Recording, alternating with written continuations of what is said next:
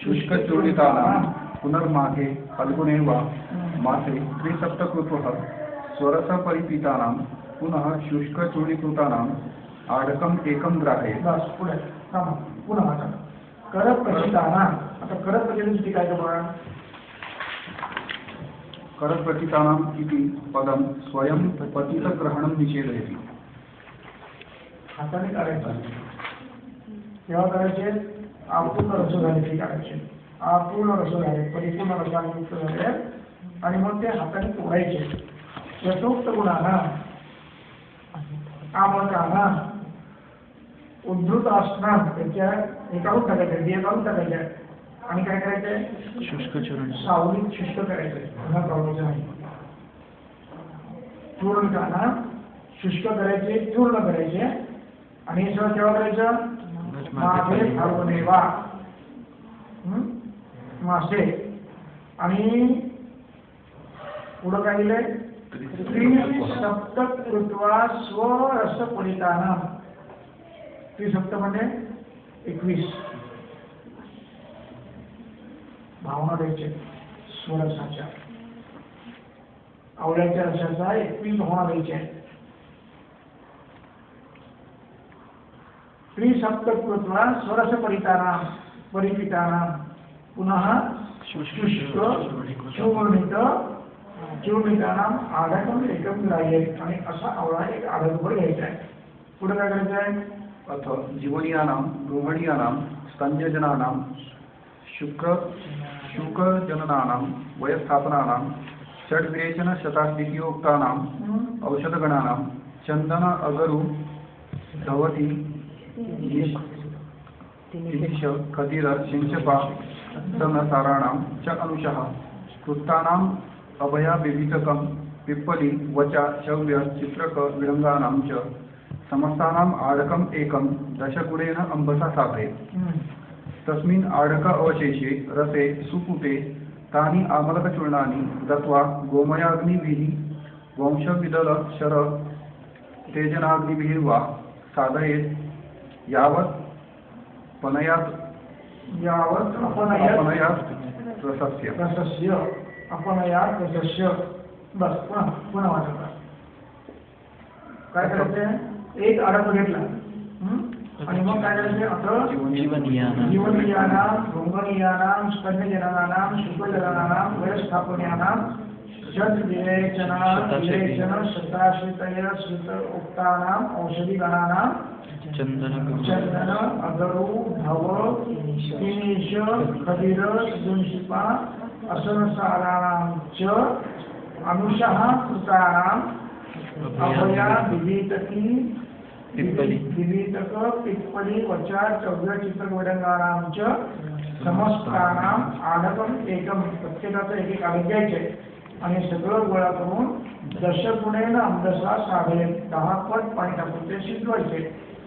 आणि मग एक आडक शिल्लक राहिलं. आडकावशेषे असे सुपुटे आमलक चूर्णाने दत्वा. त्यात मग ते वरचं आमलक चूर्ण जे आहे ते टाकायचे आणि मग काय करायचं. गोमयाग्नी किंवा वंश विदल शर यांच्या अग्नीने ते शिजवायचे. कुठपर्यंत.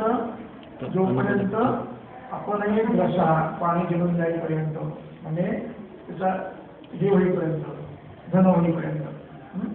तम अनुपदग्धम जवळ यायचं नाही.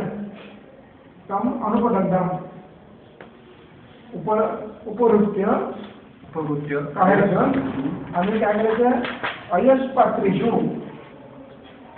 तम अनुपदग्धम उपवृत्य काढून घ्यायचे आणि अयस्नीषु शब्द आला. अयस्नीषु पात्रेषु लोखंडाच्या पात्र्यामध्ये त्याला भागवायचे. सुसुष्टम तत् कृष्णायनस्योपरि दृश्यति रक्तपिष्टमय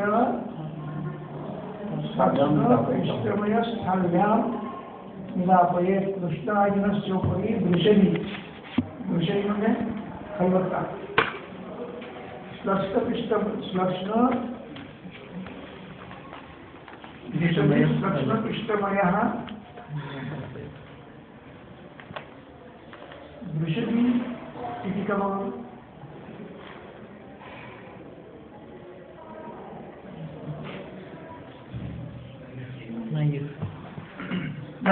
दृश्यते सदोत्तरं कृष्णार्जुनस्य उपरि दृश्यते श्लक्ष्णपिष्टमयः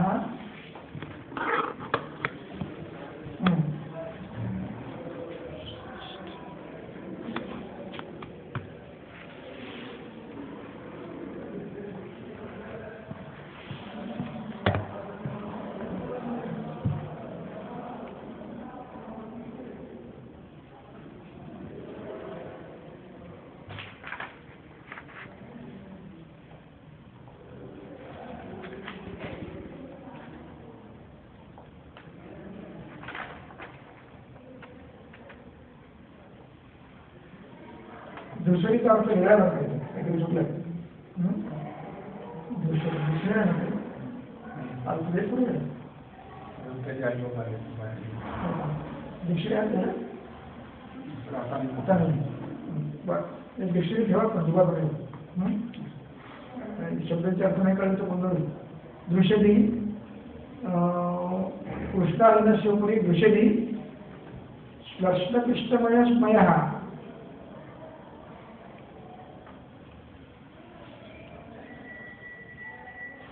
लक्ष्ण अच्छा लक्षात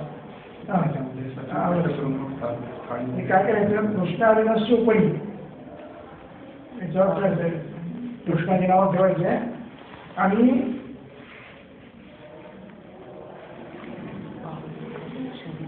अयस दृश्यती श्लक्ष्णपिष्टम दृश्यती श्लक्ष्णपिष्टम खलबत्त्यात ते श्लक्ष्ण करा पिष्टम खूप त्याला रगडा आणि अयस खाल्ल्यान विधापे पिष्टम शब्द वरला लागला आणि अयस खाल्ल्यान विधापे खलबत्त्यामध्ये चांगलं बारीक करून घ्यायचे श्लक्ष्णपिष्टम करून घ्यायचे संश्लिष्टम श्लक्ष्णपिष्टम असं आहे ते संश्लिष्टम दृश्यती श्लक्ष्णपिष्टम या संश्लिष्टमचे विशेषण आहे श्लक्ष्णपिष्टम आहे दृश्यती श्लक्ष्णपिष्टम अयस खाल्ल्यान विधापे मग लोखंडाच्या भांड्यामध्ये ठेवायचे सम्यक पुढं काय म्हटलंय चूर्ण अयश्चूर्ण अष्टभाग त्यात पुन्हा ते चूर्ण आहे त्यात 8 भाग म्हणजे 1 अष्टभांश अयश्चूर्ण टाकायचे एकदम आणि मग ते सगळं मधुशक्तीज्ञा अग्निबलम अभिसमीक्ष प्रयोजय मग ते अग्निबल पाहून किती तुम्हाला द्यायचं ते तुम्ही ठरवा आणि ते थोडं त्या आणि हे आवळी किती घ्यायचे तू काय आवडतात ना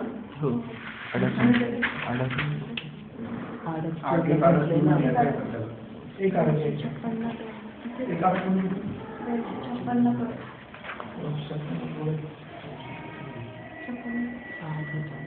म्हणजे 256 म्हणजे 96 ना 400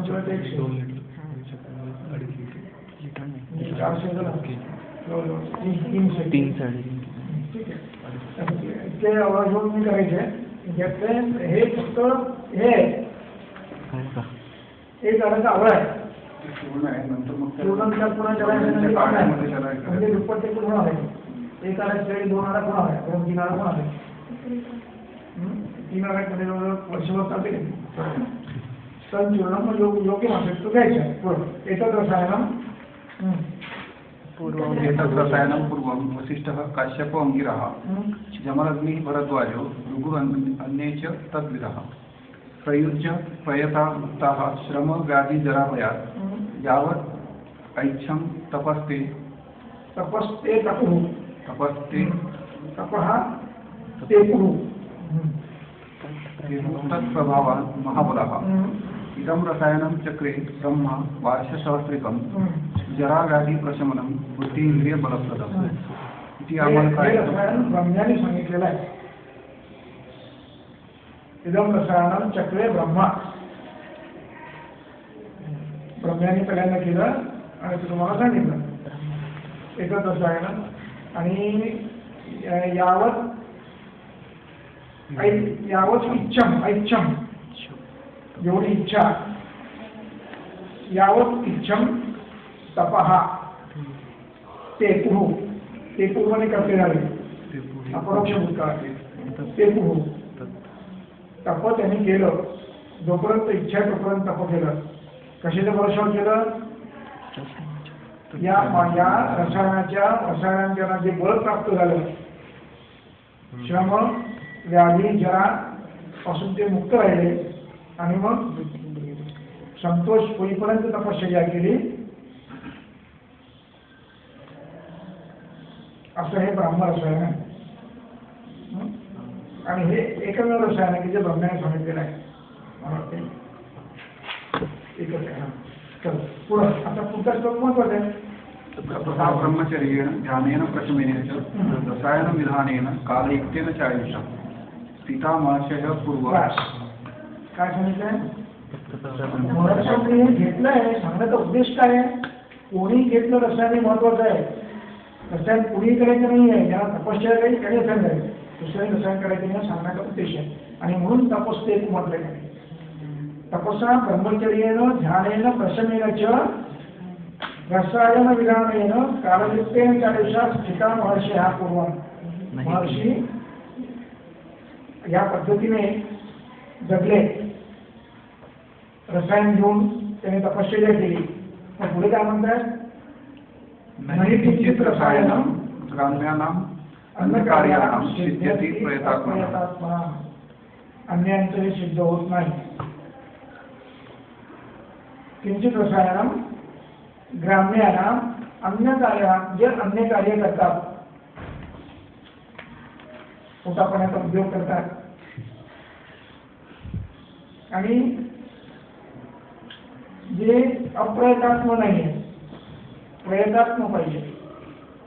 प्रयतात्म म्हणजे आत्मज्ञानाची धडपड करणं. प्रयत म्हणजे चेष्टा. प्रयत म्हणजे कृती. आत्मज्ञानाची कृती करणारे म्हणजे काय करणारे? ब्रह्मचर्य ध्यान प्रशमन इत्यादी करणाऱ्यांना ते सिद्ध होतं. अन्यांना सिद्ध होत नाही. न किंचित रसायनम सिद्ध्यति अप्रयतात्मना. जे प्रयत्न जे कृती करीत नाहीत त्यांचंही सिद्ध होत नाही.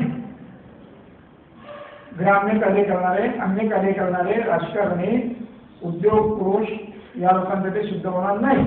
हे ज्यांना ध्यान धारणा तपश्चर्या आणि ज्ञानदान करायचं आहे त्यांना ते सिद्ध होतं. बाकी ज्यांना ते सिद्ध होत नाही. संवत्सरं पयोवृत्ती गवांमध्ये वसेत सदा सावित्रीं मनसा ध्यायन् ब्रह्मचारी यतेंद्रिय. आता आजच्या रसायन सांगतात नाही किती केवळ आम्हाला रसायन सांगतात. पुन्हा संवत्सरं पयोवृत्ती 1 वर्ष दूध प्यायचंय. गवांमध्ये राहायचंय. सावित्रीं मनसा ध्यायन् मनाने सावित्रीचं ध्यान करायचं आहे. म्हणजे काय जप करायचं आहे. ब्रह्मचारी यतेंद्रिय. यतेंद्रिय यायचं आहे. संवत्सरांते पौषीं वा माघीं वा फाल्गुनीं तिथिं त्रयोदशवासी शुक्लस्य प्रविश्य आमलकी वनम्. बृहत् फलाढ्यम् आरुह्य द्रुमं शाखागतं फलं गृहीत्वा पाणिना तिष्ठेत् जपन् ब्रह्मामृतम् आगमात्. ब्रह्मम् अमृतागमात्. तदा हि अवश्यम् अमृतं वसति आमलके क्षणं शर्करा मधुकल्पानि स्नेहवन्तीं ऋतूनि च भवन्ति अमृतसंयोगात् तानि यावन्ति भक्षयेत् जीवेत् वर्षसहस्राणि तावन्ति सौवित्यम् येषां गत्वा तु भवति अमरसन्निभः स्वयं च अस्य उपतिष्ठे तिष्ठन्ते श्रीवेदा वाक्यरूपिणी. इथे केवळ आवाकायच्या प्रकार. बृहत् फलाढ्यम् आरुह्यं ध्रुवं शाखागतं फलं गृहीत्वा पाणिना तिष्ठेत् जपन् ब्रह्मामृतागमात्. तदा ये अमृतं प्राश्य अवश्यमृतं वसति अमरपेक्षणं शर्करा मधुकल्पनानि स्नेहवन्ति मृदुनि च भवन्ति अमृतसंयोगात् तानि यावन्ति वक्षयेत् यावन्ति वक्षयेत्।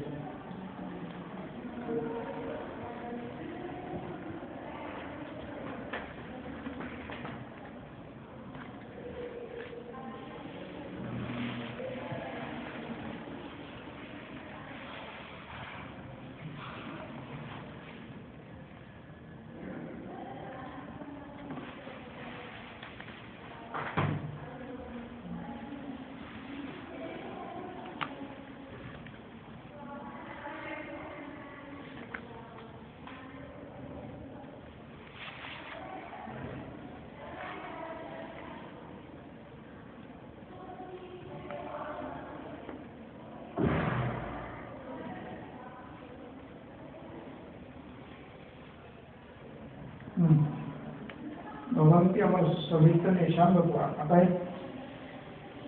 काय लक्षण का सगळा प्रकार तुमच्या काय करायचे ते संवत्सर प्रयोगते वर्ष गाईच्या जवळ राहून गाईमध्ये राहून नुसत्या दुधावर राहायचं।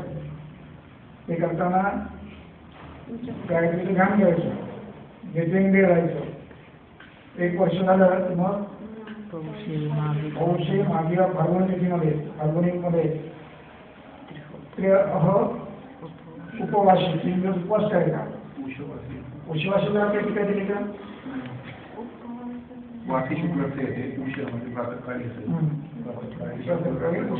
ते प्रवेश आमरकी वनात जायचं आहे आणि बृहत फलाद्यान मोठं झाड बघायचं आहे आणि त्या झाडावरती खूप आवळे आहेत असं झाड बघायचं फलाद्यान आणि त्या झाडावरती द्रुमम शाखागतम फलम गृहीत्वा पाण्याला हाताने तोडून घ्यायचे आणि हे तोडताना तिसरे जपन हे तोडताना काय करायचं ब्रह्माचे जप ओंकार जप करायचा आहे। त्याने तसं करताना त्या आवळ्यामध्ये अमृत येतं अमृतागमा ब्रह्मा जपन तिसरे जपन ब्रह्मा अमृतागमा तदा अवश्यम अमृतम वसती इतकं केलं की त्यात अमृत नक्की येतं असं ते म्हणतात। वसती आम्हाला ते क्षण त्यात तुम्ही जेव्हा ओंकाराचा जप केला की त्या काळामध्ये तिथे अमृत येतं आणि मग ती फळं खाली घेतले मग काय काढायची आणि शर्करा मधु कल्पाने त्याचा कल्प तयार करायचा। साखर मध टाकून कल्प तयार करायचा बिया काढून टाकायच्या कल्प तयार करायचा स्नेह टाकायचा मृदू करायचं म्हणजे त्याला शिजवायचे बिया काढून टाकायच्या मृदू करायचं त्यात मध काढायचा तूप करायचं आणि पोटभर खायचे सोहित्यम तत्वा त्या आवळ्यांनी पोट भरायचे। आता हे कुठपर्यंत करायचे असं त्या झाडावर फळ येतो पर्यंत त्या झाडाची फळ सगळी सगळ्यापर्यंत करायची। झाड कसं आहे मला ते ना आणि तेव्हा ते झाड संपेपर्यंत सगळे आवळे संपेपर्यंत भगवती आम्हाला समजेवा इकडे आरोग्य दिलं आणि तिकडे न ध्रुमा मारून ध्रुमम हा आणि इकडे तिथं की आरोग्य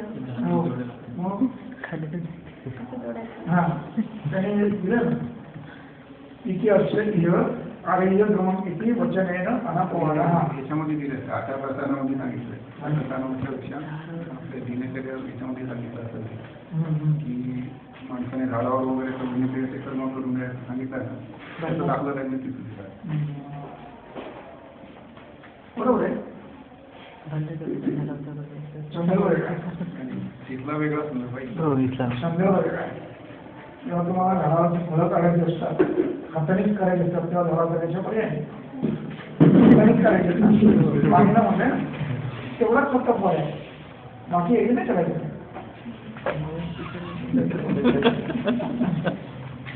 म्हणजे खेळण्याकरता झाडावरती याचा दंगावरची नाही कामाकरता झाडावर काडी करायची त्यामुळे तुम्हाला नारळ करायचे त्यामुळे सद्वृत्त वर्णनामध्ये ते आलेलं आहे. हो, आलं. झाडाखाली झोपून आहे आणि झाडावर चढून आहे. पड्यात उठून आहे, पड्यात पोहून आहे. हे नियम आहे. न एकांतिक कशा आणि दुसरा नियम आहे की एकांतिक होऊन आहे. जेव्हा अडचण आहे, गरज आहे तेव्हा जाणार नाही, पण ती स्थिर असू नये. माकडासाठी माकडाचं स्थिर असेल सदैव झाड कसं करायचं नाही, काम होत आहे. पुढे हा दिवस आहे. त्रिफलाया रसे मूत्रे ध्रुवां क्षारेच लवण द्रावणे. पुन्हा त्रिफळाया रस, त्रिफळाचा रस क्षारेच लावणे. क्षारेच लावणेच क्षार आणि लवण. क्षारे लावणी ते ज्योतिषमध्ये क्षारे लावणी बघा, लावण आहे. क्षारेचे लावणेच इथे ज्योतिषपती क्षारे असे आहे. कशावरून केले त्याने हे? ज्योतिषपतीचे नाव लावण आहे का? ज्योतिषमध्ये मग लावण एक क्षार आहे. आणि पुढे इंगुली क्षारेचे त्रिंशो क्षारेवच म्हणून घेतलेली नाव आहे. बरोबर आहे. विशेष असा आहे इंगुली 3 नाव आहेत, 2 नाव आहेत म्हणून ते चौथे नाव आहे. क्षाराचं एक नाव आहे इंगुली क्षार, दुसरं नाव आहे त्रिंशो क्षार आणि तिसरं आहे लावण क्षार. लावणमध्ये ज्योतिषपती असावं. तर यामध्ये काय करायचं आहे? अयस पत्र आम्ही हे अयस पत्र करायची आहे. ती कशी करायची आहे? चतुरांगुल दीर्घाने 4 अंगुल दीर्घ आणि तिलोच्छेद ती पत्र करायची की तिळायची पत्र करायची. तिलोच्छेद करून आणि ती मग काय करायची आहे? बंदीवर्ण आणि साधायची. ही अशी गरज करायची की तिचा वर्ण अग्निसारखा झाला पाहिजे, तप्त झाला पाहिजे. आणि मग आणि काय करायचं? वन्यवर्ण आणि साधाय तीर्थाचे ज्ञात्वा ताण्यावाने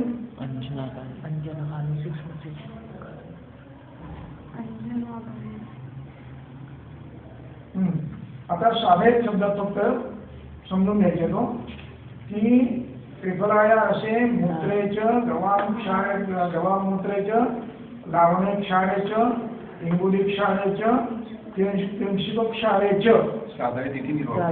साधये तीक्ष्ण अयस पत्रांनी वन्यवर्णांनी साधये त्यात उडवायचे. ती किती मोठी पाहिजे? चतुरंग दीर्घाने पाहिजे. 4 अंगुल त्याची दीर्घ लांबी रुंदी पाहिजे.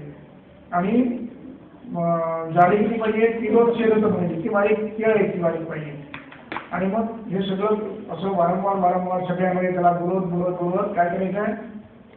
क्रमेण बुडवायचं. एक क्रमाने बुडवत द्यायचं आहे.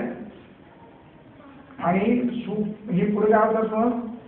आणि अंजन नावाने सूक्ष्म चूर्णाने कार्य असं करीत ते उत्पन्न करायचं आहे.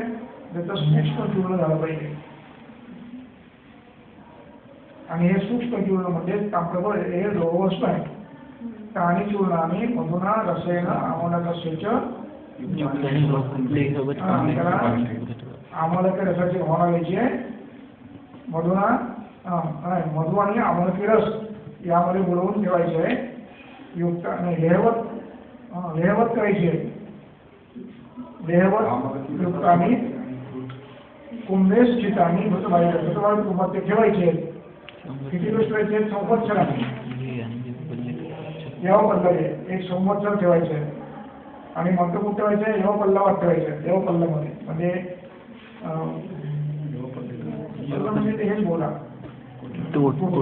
त्यात ठेवायचं आहे. येव पल्ल्याने काय पाहिजे. आणि तथैवच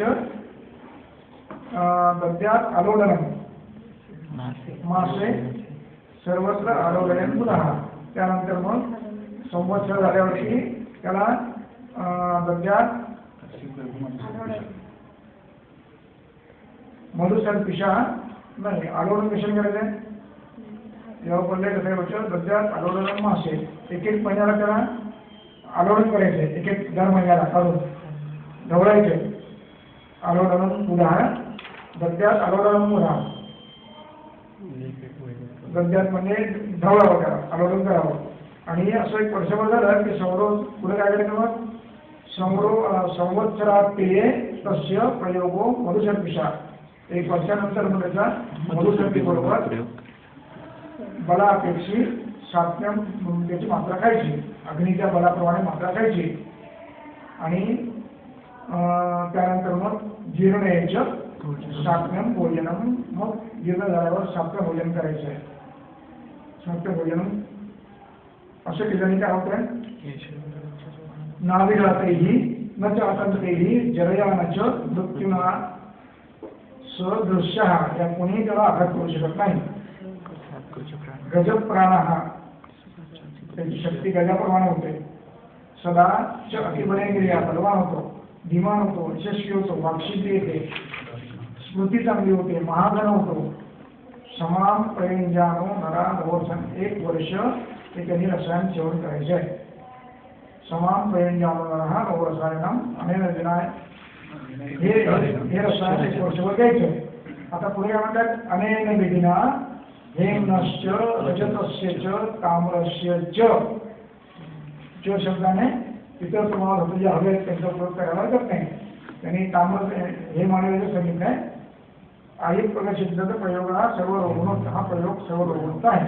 चल इथं पुढे नंतर बोल. बरंच नाही काय.